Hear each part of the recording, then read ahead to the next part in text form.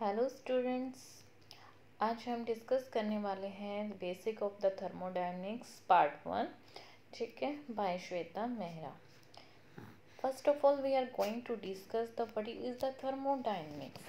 Thermodynamics क्या है? ये एक ब्रांच है साइंस की, ठीक है, जो डील करता है conversion of the heat energy, यानी हीट एनर्जी को एक फॉर्म से दूसरे फॉर्म में कन्वर्ट करना। ठीक है, conversion of heat energy into the other form of energy.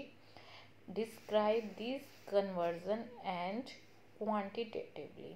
ठीक है, जो उसके कन्वर्जन को डिस्क्राइब करे और उसको क्या कर सके, हम क्वांटिटेटिवली उसको मेज़र भी कर सकें।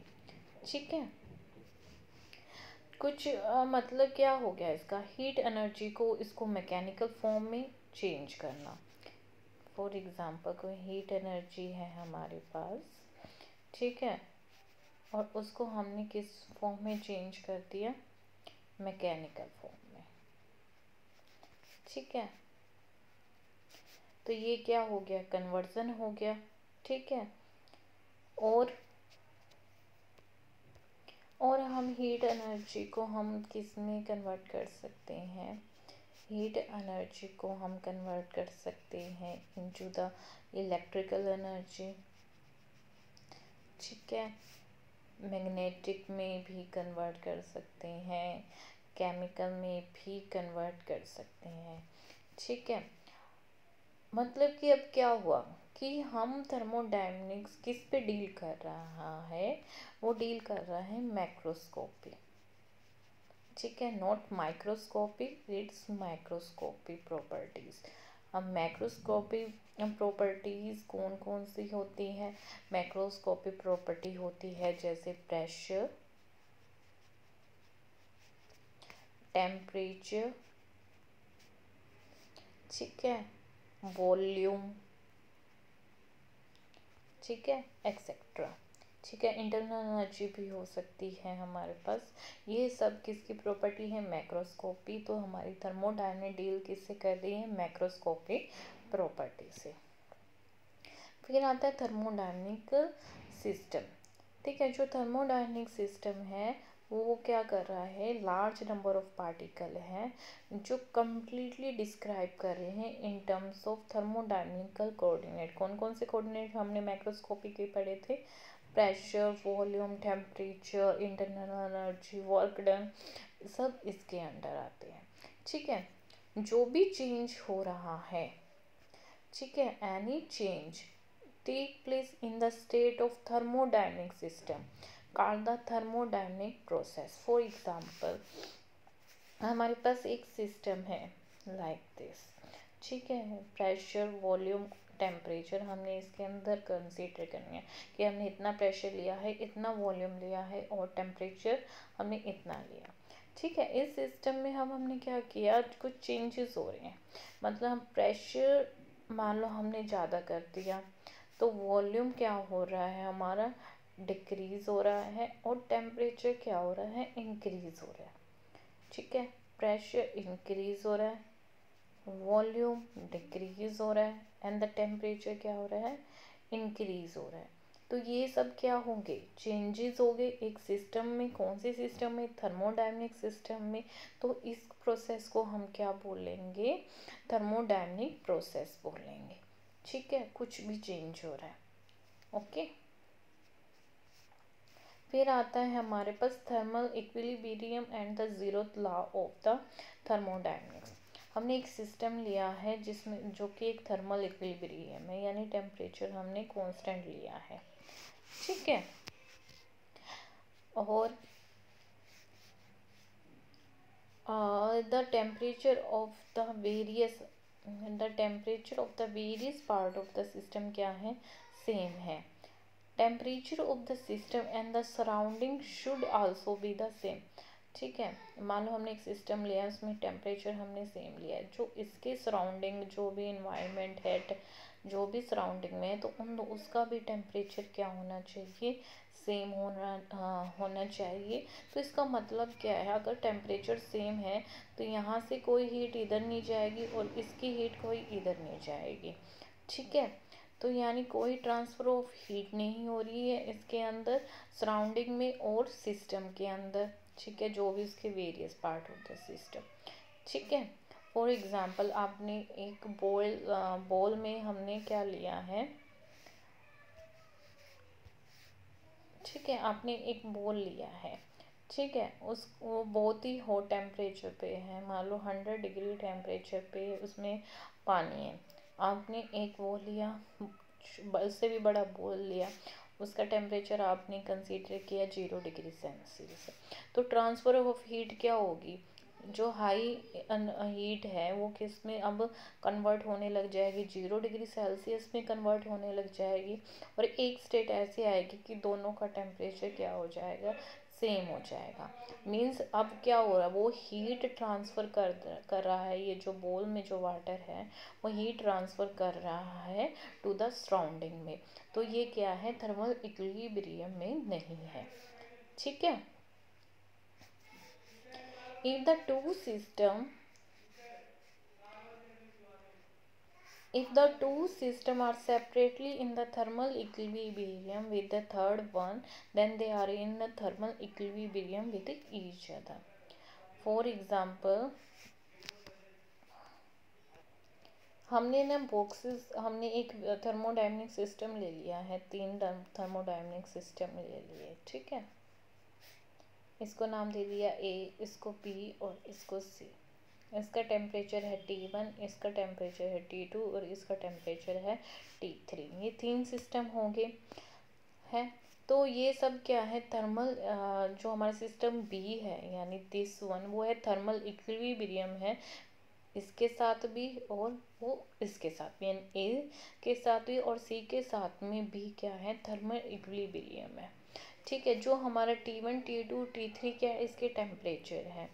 तो हमारा थर्मल इक्विलिब्रियम बी है ना, वो ए के साथ भी और सी के साथ में, यानी T2 और T1 सेम है और T2 और T3 सेम है, क्योंकि ओनली बी की बात करी है यहाँ पे कि ए और सी से क्या है, वो थर्मल इक्विलिब्रियम है। इसका मतलब क्या हुआ कि T1 और T3 भी क्या होंगे, उनका थर्मल इक्विलिब्रियम भी क्या होगा, सेम होगा। यानी ए और C are in the thermal equilibrium with each other, ठीक है। यही स्टेट करता है law of zeroth, law of thermodynamic system, ठीक है। फिर कुछ एक आधी उसमें प्रॉपर्टी आती है। अब आज पूछोगे आप आइसोथर्मल क्या होता है। आइसोथर्मल क्या होता है, जिसके अंदर प्रोसेस में थर्मोडायनेमिकल प्रोसेस में क्या होता है, जो प्रोसेस स्टार्ट होती है उसमें क्या होता है, टेम्परेचर कांस्टेंट रहता है, ठीक है। फिर आता है आइसोबैरिक। आइसोबैरिक में क्या होता है हमारे पास, इसके अंदर हमारे पास क्या कांस्टेंट रहेगा, प्रेशर कांस्टेंट। फिर आइसोकोरिक में क्या कांस्टेंट रहेगा हमारे पास, वॉल्यूम।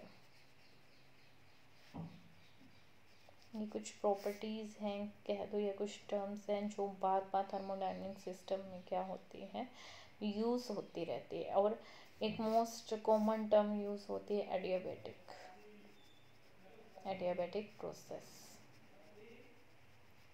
ठीक है। एडियाबैटिक प्रोसेस क्या होती है, जो total quantity of heat contained in the thermodynamical system remain constant, मतलब कि हीट कैन नाइदर एंटर और नॉर लीव द सिस्टम, ठीक है। मान लो कोई कंटेनर है, ना तो हीट इसके अंदर आएगी ना ही हीट सिस्टम से बाहर जाएगी, यानी नो ट्रांसफर ऑफ हीट, ठीक है, can circulate through the system, यानी ना सिस्टम के अंदर एंटर होएगी हीट, ना हीट जो प्रेजेंट है इन द सिस्टम, ना ही वो बाहर जाएगी, ठीक है।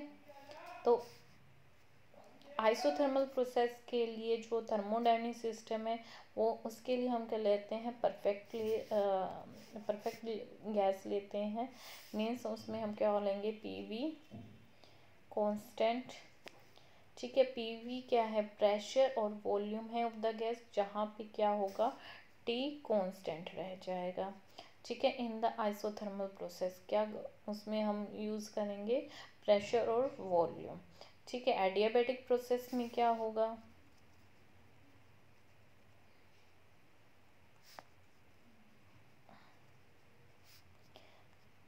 तो हमारे पास एडियाबैटिक प्रोसेस में,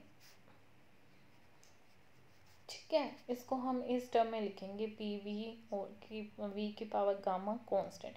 गामा है, इसके क्या बोल सकते हैं यहाँ पे, ratio of the two specific heat of a gas at a constant pressure and constant volume.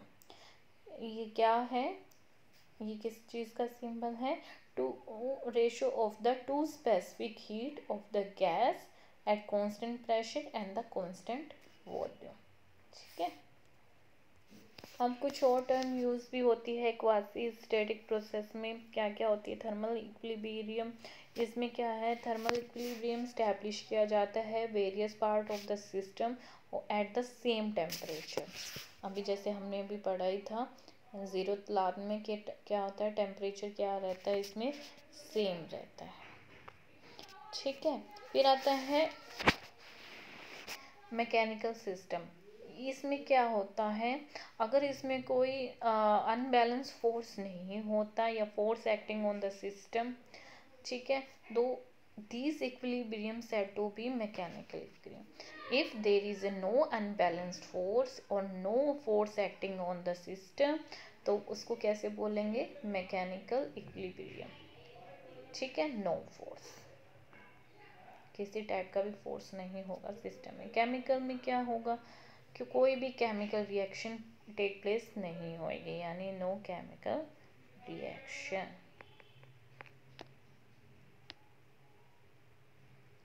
ठीक है, अब आता है क्वासी स्टैटिक, क्या होता है हमारे पास।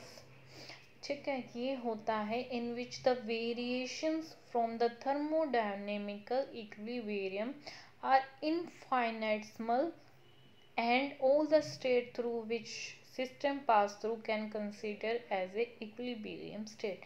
यानी ये जो हमारी स्टेट है, ये तीनों की तीनों, ठीक है, ये थर्मोडायनेमिक सिस्टम में क्या हो जाए, प्रोसेस हो जाए, और ये क्या रहेंगे, इक्विलिब्रियम रहेंगे। मतलब ये तीनों चीज इसमें आनी चाहिए। ठीक है, फिर आता है first law of thermodynamic system, जिसे हम हीट एंड मैकेनिकल वर्क भी बोल सकते हैं।